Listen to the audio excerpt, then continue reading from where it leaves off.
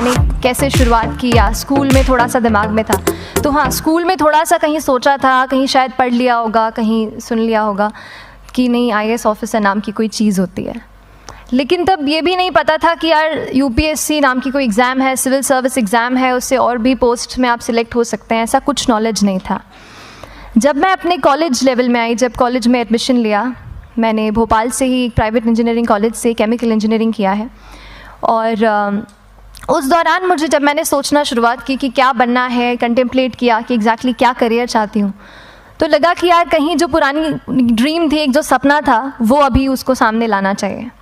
फिर इस बारे में और पढ़ा, और तब खान स्टडी ग्रुप भोपाल में सेंटर वहाँ पे जैसे शुरू हो गया था, तो मेरा जो फाउंडेशन कोर्स है मैंने वहाँ से किया।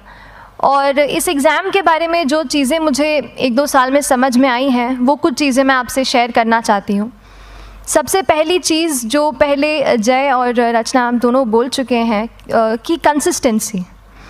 आप अगर दिन में, कई बार हमसे सवाल पूछते हैं कि आप कितने घंटे पढ़ाई करते हैं, तो देखिए घंटे मैटर नहीं करते। कोई 17-18 घंटे हमें नहीं पढ़ना है, उतना हम पढ़ भी नहीं सकते। एक दिन पढ़ सकते हैं, दूसरे दिन नहीं पढ़ पाएंगे। 5 से 6 घंटे ही आपको देने हैं या उतने निकालने हैं, पर वो जो वक्त आप अपनी पढ़ाई को देते हो, वो कंसिस्टेंटली आपको रोज़ उतना ही अपने पढ़ाई को देना है। Consistency is the key, that is the first and the most important thing जो आपको ध्यान में रखनी है।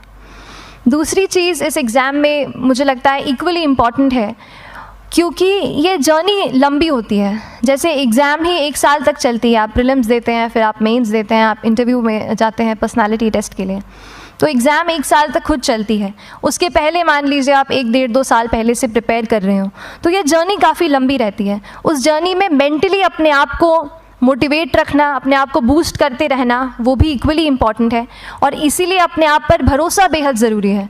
You need to have a faith in yourself कि अगर आपने इसमें कदम रखा है, अगर आपने सोचा है कि आप सिविल सर्विस एग्ज़ाम देना चाहते हैं और देंगे, तो आपको ये ठान के उसमें जाना है कि हाँ, मैं ये कर सकता या कर सकती हूँ। ये एक अपना मोटिवेशन, अपने साथ एक फेथ, बिलीफ अपने ऊपर आपको हमेशा रखना है। कमिंग टू प्रेपरेशन की कैसे तैयारी करनी है, बहुत सारी बातें आप सुन चुके हैं कि आंसर राइटिंग में कैसे करना होता है, आंसर राइटिंग का स्ट्रक्चर कैसा होना चाहिए। तो मैं शुरू में सबसे पहले ये कहूँगी कि मेरे प्रिपरेशन का बेस 2 चीज़ें रहीं। पहला था करंट अफेयर्स। करंट अफेयर्स इसलिए मैंने उसको उसी से शुरुआत की क्योंकि करंट अफेयर्स सबसे इंटरेस्टिंग पार्ट होता है। कई बार आपको हिस्ट्री कभी बोरिंग लगेगी, कई बार आपको लगेगा ज्योग्राफी इतना, कभी हर किसी के अपने अपने फेवरेट्स होते हैं। तो मुझे वो 2 सब्जेक्ट्स लगते थे कि यार इतना मन नहीं करता है, लेकिन न्यूज़पेपर्स और करंट अफेयर्स में जो भी नया चल रहा है वो मुझे हमेशा इंटरेस्टिंग लगता था। इंटरनेशनल रिलेशंस में क्या हो रहा है, क्या सोशल रियलिटीज़ हैं, कहाँ क्या हुआ, उसका क्या इम्पैक्ट पड़ेगा एडमिनिस्ट्रेशन पे और हमारी कंट्री पे, तो उसको आप अपना एक बेस बना सकते हो। आप करंट अफेयर्स बेस्ड प्रिपरेशन कर सकते हैं, इसलिए भी क्योंकि अगर आप मेंस एग्ज़ाम देखेंगे तो काफ़ी डायनामिज्म आ गया है, केवल प्रीलिम्स में नहीं बल्कि जनरल स्टडीज़ पेपर 2, पेपर 3 में भी आप देखेंगे कई सारे ऐसे सवाल हैं जो करंट इवेंट्स से इंस्पायर्ड होते हैं, उन पे बेस्ड रहते हैं। तो जब आप न्यूज़पेपर बेस्ड, करंट बेस्ड पढ़ाई करते हैं तो वो आपका प्रिपरेशन वहाँ से भी कवर हो सकता है। दूसरी जो चीज़ मैंने जिस पे बहुत फोकस किया वो थी आंसर राइटिंग। तो आंसर राइटिंग का जैसे खान सर बता रहे थे कि आंसर राइटिंग की प्रैक्टिस बहुत की, तो उसके पीछे मेरा ये था कि जब मैं हमेशा प्रीलिम्स का कोई भी पेपर टेस्ट देती थी, हम मॉक टेस्ट देते हैं, तो मॉक टेस्ट देती थी तो हमेशा मेरे मार्क्स करीब 90 to 110, 120, इससे ऊपर मेरे कभी मार्क्स नहीं जाते थे। तो मुझे हमेशा ये डर था कि यार प्रीलिम्स में कहीं मेरा कुछ, क्योंकि कट ऑफ भी इसी कुछ रेंज में जाता है, तो हमेशा लगता था कि यार कुछ गड़बड़ यहाँ ना हो जाए।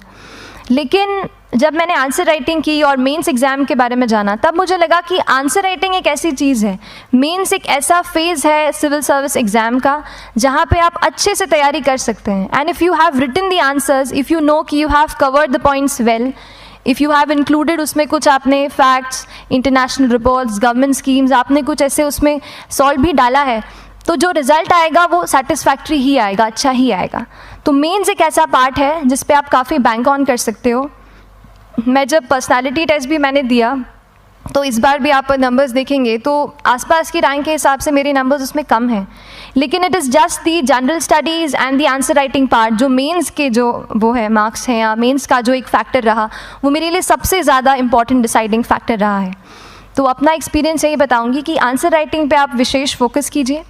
जैसा स्ट्रक्चर आपको बता ही चुके हैं कि इंट्रोडक्शन में कैसे आपको शॉर्ट रखना है, बॉडी एंड देन कंक्लूजन, उसमें छोटी चीज़ जैसे मैं अभी मेंशन कर रही थी, आप एक इंश्योर कीजिए कि देखिए जो भी एग्जामिनर आपकी कॉपी चेक कर रहे हैं वो दिन में 10, 15, 20 कॉपीज़ चेक कर रहे हैं, तो उन सब से आपको अलग कैसे आप अपनी कॉपी दिखा सकते हो, ये चीज़ आपका प्रेजेंटेशन और आप जिस तरीके से आंसर लिखते हो कंटेंट को, वो मैटर करेगा।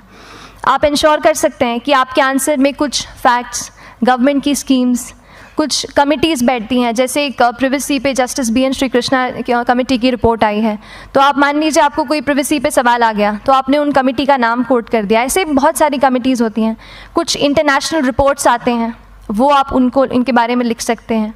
इंडिया का मैप आप बना सकते हैं। मैंने सीख लिया था कि 10-15 सेकेंड्स में कैसे जल्दी से मैप बनाना है और उस पर कैसे पॉइंट कुछ करना है, कुछ लोकेट करना है।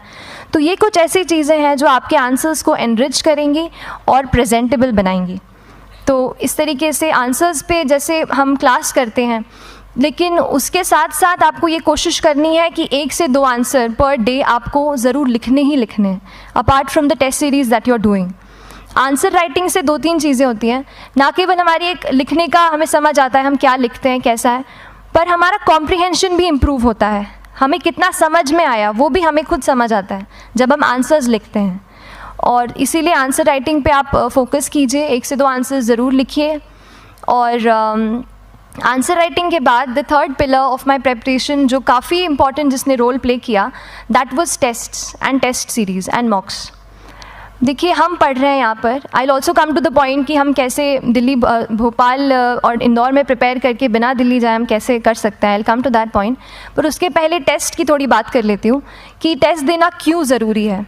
हम ये जो एग्ज़ाम दे रहे हैं सिविल सर्विस की, ये एक ऑल इंडिया लेवल एग्ज़ाम है and this cut throat competition.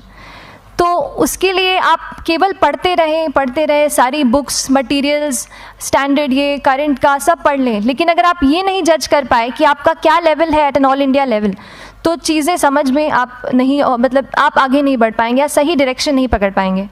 तो इसलिए आप टेस्ट से घबराइए मत। कई बार टेस्ट का इनर्शिया होता है, ऐसे लगता है कि जब तक पूरा सिलेबस कंप्लीट नहीं कर लूँ तब तक टेस्ट नहीं दूंगा, लेकिन सच में बात ये होती है कि जब तक हम GS के मतलब पेपर देने अंदर भी घुसते हैं ना, तब भी उस सेकंड पे लग रहा होता है कि कुछ छूट गया है हमारा।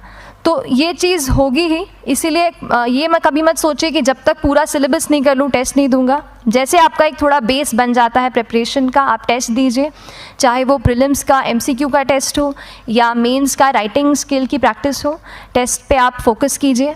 उसके बाद टेस्ट केवल देने के लिए नहीं देना है, उसको एनालाइज भी अच्छे से करना है। When you get the answer hints, when you get the answer keys, analyse properly कि आपकी क्या गलती हुई है और उससे भी सीखने की कोशिश कीजिए कि क्या कुछ नया मुझे इस टेस्ट पेपर से या इस आंसर कॉपी से मिल सकता है। तो इस तरह से टेस्ट पे भी आप फोकस कीजिए। And I will come lastly to the point कि जब मैंने प्रिपरेशन शुरू की थी अपने कॉलेज के 2nd ईयर 3rd ईयर आते आते, तो मन में बहुत सारे फियर्स थे।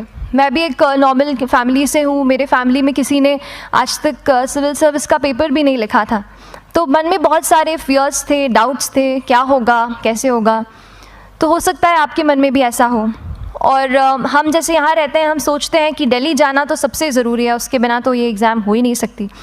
तो उस पर मैं एक चीज़ बताना चाहूँगी कि जैसे KSG जैसे इंस्टीट्यूट हैं, जो फैकल्टी भी हमें वही मिलती है जो दिल्ली में पढ़ा रहे हैं, तो ये एक बहुत पॉजिटिव पॉइंट है कि क्वालिटी का कोई दिक्कत नहीं आएगी। बस एक चीज़ है, आप ज्वाइन करते हैं class, that will only provide you a direction. वो आपका रास्ता दिखा सकते हैं आपको कि इस रास्ते पर आपको चलना है, लेकिन चलना उस रास्ते पे आपको खुद है। You have to work on your own. कभी ये मत सोचिए कि मैं वहाँ नहीं जा पा रहा हूँ तो नहीं हो सकता, यहाँ है, तो हम एक्सक्यूज़ेस बनाते हैं, कई बार चैलेंजेस आते हैं। तो मैंने कॉलेज के साथ प्रिपरेशन की, तो उसमें भी काफ़ी दिक्कत आती थी। कभी कभार कॉलेज की एग्ज़ाम होती थी तो इसमें मैं अपना उतना वक्त नहीं दे पाती थी। तो उस मोमेंट पे फिर प्लानिंग ने मुझे बहुत हेल्प किया कि हम किस तरीके से अपने कॉलेज के एग्ज़ाम के लिए प्लान कर लें। जैसे मैंने इंजीनियरिंग की है और मुझे पता है कि हम इंजीनियर्स 1 महीने से ज़्यादा पहले से पढ़ते नहीं हैं, पढ़ते हैं क्या? तो वो चीज़ आप ध्यान रख सकते हो, उसको अपना स्ट्रॉन्ग पॉइंट बना सकते हो। 1 से 1.5 महीना जब exam is approaching, I use to plan my entire syllabus का प्रिंट आउट निकाल के I use to make my notes, उस तरीके से उसको मैं उसको संभाल लेती थी। तो whenever you are managing those things together, focus on planning, किस तरीके से आप एक माइक्रो प्लान बनाएं, अपना डेली एक प्लान बनाएं, वीकली टारगेट सेट करें और एक ब्रॉड विजन दिमाग में रखें कि ब्रॉडली आप मंथ्स में क्या कवर करने वाले हैं। अगर आप प्लानिंग अच्छे से करते हैं तो ज़्यादातर पोर्शन आपका वहीं से कवर हो जाता है। और